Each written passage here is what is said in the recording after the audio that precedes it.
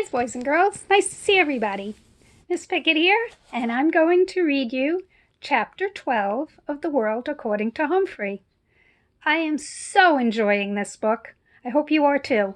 So grab your story, make yourself comfortable. Let's find out what adventure Humphrey has in store this chapter. Chapter 12. Peace Breaks Out. Early in the morning, Ty, DeLee, and AJ raced downstairs and played Crazy Eights. Later, they ran outside and threw a football around the yard. The Thomases were having breakfast with Bo when the phone rang. Mr. Thomas talked for a few minutes, mostly saying, "Uh-huh, that's fine." When he hung up, he told Miss Thomas, "We're going to have a visitor, but don't tell Anthony James." Ooh, a mystery. I like mysteries because they're fun to solve. Then again, I don't like mysteries because I don't like not knowing what's going on. So I waited and waited. A few hours later, the doorbell rang. The visitor turned out to be Garth Tugwell and his father. "I really appreciate this," Mr. Tugwell told the Thomases. "It was Miss Brisbane's idea. Since Garth can't have Humphrey at our house right now, she suggested that he could help AJ take care of him over here." That sounds like Miss Brisbane. As if I'm trouble to take care of. But Garth had been crying because he couldn't have me. So maybe she was trying to be nice. Well, after Mr. Tugwell left, Mr. Thomas called AJ in. AJ ran into the room and practically backed out again when he saw Garth. "We have a guest," said Mr. Thomas. "Shake hands, Anthony. Garth is here to help you take care of Humphrey." AJ and Garth reluctantly shook hands. "How come?" asked AJ. Garth shrugged his shoulders. "Miss Brisbane said to." "Well, come on. We'll clean his cage and get it over with," said AJ. The boys didn't talk much while they cleaned the cage, but they started giggling when they cleaned up my potty corner. I don't know why that makes everybody giggle. After they stopped giggling, they started talking and kidding around. They decided to let me out of the cage, so they took a set of old blocks from DeLee's room and they built me a huge maze. Oh, I love mazes. When we were all tired of that game, AJ offered to teach Garth to play Crazy Eights, and then Ty and DeLee joined them in a game of Go Fish. Nobody mentioned TV. Nobody shot rubber bands. Later in the afternoon, the kids were outside playing football. I was fast asleep until Miss Thomas came into the den with a broom and started sweeping. A minute later, Mr. Thomas entered. "What are you doing, hon?" Mr. Thomas asked. "What does it look like? I'm sweeping. You know, all the snacking we do in here makes a real mess on the floor." "Bo's asleep?" he asked. "Uh-huh." Mr. Thomas walked over to his wife and took the broom away from her. "Then you sit down and rest a spell, hon. I'll sweep. Go on, don't argue." Mrs. Thomas smiled and thanked him and sat down on the couch. Mr. Thomas swept all around the room, even behind the TV. Uh-oh! When he got there, he stopped sweeping and leaned down. "Well, I'll be," he muttered. "What's wrong?" asked Mrs. Thomas. "The TV is unplugged."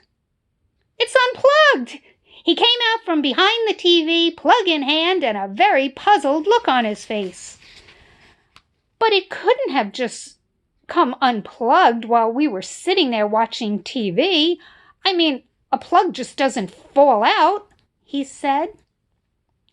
"Plug it in, see if it works," his wife told him. Well, you guessed it. The TV came on as bright and loud as ever. "I don't get it," Mr. Thomas muttered. but at least we don't have to pay to get it fixed." Mrs. Thomas stared at the screen for a few minutes, then glanced out the window at the kids playing happily outside. "Charlie, what do you say we keep it unplugged for a couple more days? We just won't tell the kids," she asked. Mr. Thomas grinned. Then he bent down and unplugged the TV. "Couldn't hurt," he said. He put down the broom and sat on the couch near his wife, and the two of them just sat there in the den, giggling like Stop Giggling Gal. And suddenly Mr. Thomas looked over at me. "You don't mind a little peace and quiet, do you, Humphrey?" "No, no, no," I squeaked, and I promptly fell asleep. Things were a lot better when AJ, Garth, and I returned to room 26. No rubber bands flew through the air. Garth didn't trip anybody or make fun of anybody. That meant Gail didn't get in trouble for giggling. Heidi didn't get in trouble for speaking out without raising her hand because she wasn't trying to tell Miss Brisbane what Garth had done. But the best change was Sae, who did raise her hand every single day. And one day she raised her hand to volunteer to stay during recess to clean the chalkboard. Miranda raised her hand too, and Miss Brisbane chose the both of them. "Girls, I think I can trust you to stay while I run in this important report down to the principal's office," Miss Brisbane told them. Of course she could trust them. Once the girls were alone, they began to talk. "I really like your singing," Miranda told Sae. "Thanks. My mom and I are going to a musical version of Cinderella over at the college this weekend," Miranda continued. "We have an extra ticket. Would you like to come with us? My mom will pick you up." Sae quickly turned to face Miranda. "Oh, yes, I have not been to a play before." Miranda grinned. "Good, I'll have my mom call your mom." Suddenly, Sae's face fell. "Oh, better not. She's busy. Give me your number. I'll have my father call your mother." Sae watched Miranda's reaction carefully. So did I. "Cool. That was it." Miranda jotted down her number. Sae looked greatly relieved. I knew that Miranda's mother didn't care how well Sae's mother spoke English. Maybe now Sae would figure that out too. Another great thing happened was that Mrs. Brisbane started reading a book out loud to the class. Sometimes I doze right through these sessions, but this time she picked out a really good book. When she announced that it was about a mouse, Gail giggled. "What did she say?" Art whispered to Richie. "Pay attention, Art," Miss Brisbane said. "It's about a mouse." Several of the boys groaned. "Baby stuff," one of them muttered. "We'll see," Miss Brisbane told them. She started to read, and oh, what a tale it was, all about mice no bigger than I am who were great warriors. I was longing to put on some armor myself by the time she stopped reading. "Continue tomorrow," she announced, and she stuck a bookmark in place and closed the book. "Tomorrow? That woman truly has a mean streak. She's proven it again and again. I would have sneaked out of my cage at night to finish that book, but she's so mean she stuck it in her desk drawer, the one she locks with a key. Urgh." Well, that weekend came around quickly, though, and I went home with Richie. I'm still not quite sure how many people actually live at the Rinaldi's house because there were always so many people coming and going. Aunts, uncles, cousins, grandparents, neighbors. Why, one meal seemed to flow right into the next, and Richie's mom was very generous with treats. I'll tell you one thing. You could never be lonely or hungry at the Rinaldi house. On Sunday afternoon, guess who showed up? Remember Richie's uncle? That's right, Aldo Amato. This time, my buddy Aldo was not lonely because he brought along his girlfriend Maria to meet the family. She's a very nice lady who wore her long hair piled high on her head. She was dressed in bright red from her head to her toe.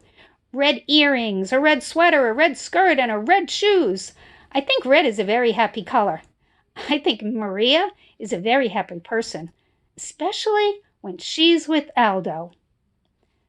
All the Rinaldis made a big fuss over Maria and praised the bread and cookies that she'd brought from the bakery where she worked. After all the commotion of their arrival died down, I heard Aldo tell Maria, "Now there's someone really important I want you to meet." He introduced her to me. Me!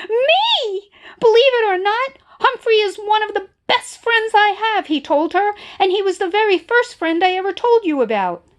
Then I am honored to meet you, Humphrey, Maria said, smiling down at me. The pleasure is all mine, I squeaked. See, he likes you, said Aldo, and indeed I did. The world seemed like a pretty nice place for a handsome young hamster like me, I can tell you. I was sitting on the top of the world when I returned to room 26 on Monday, but just about toppled off when Miss Brisbane made an alarming announcement. Class, as you know, this will be a short week due to Thanksgiving, she said, and that means Humphrey will need a home for 4 days instead of 2. Now, who wants to volunteer? You won't believe this. Not one hand went up. I actually fell off my wheel.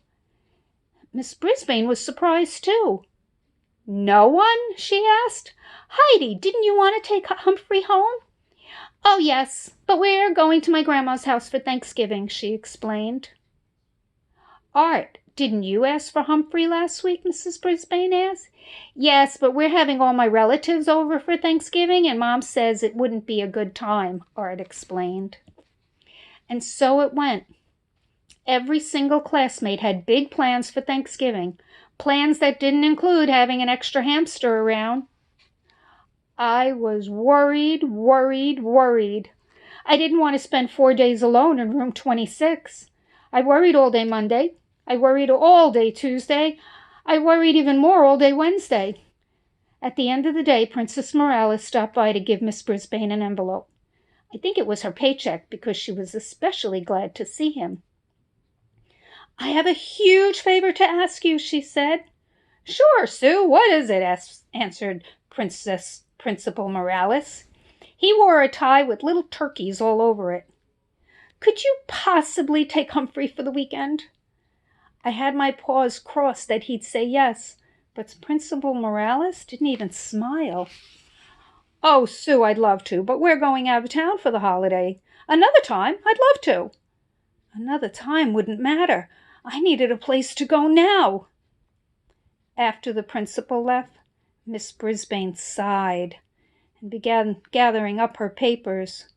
Then she turned to me. Well, Humphrey, it looks like you're going home with me for Thanksgiving, she said grimly. My fate was sealed.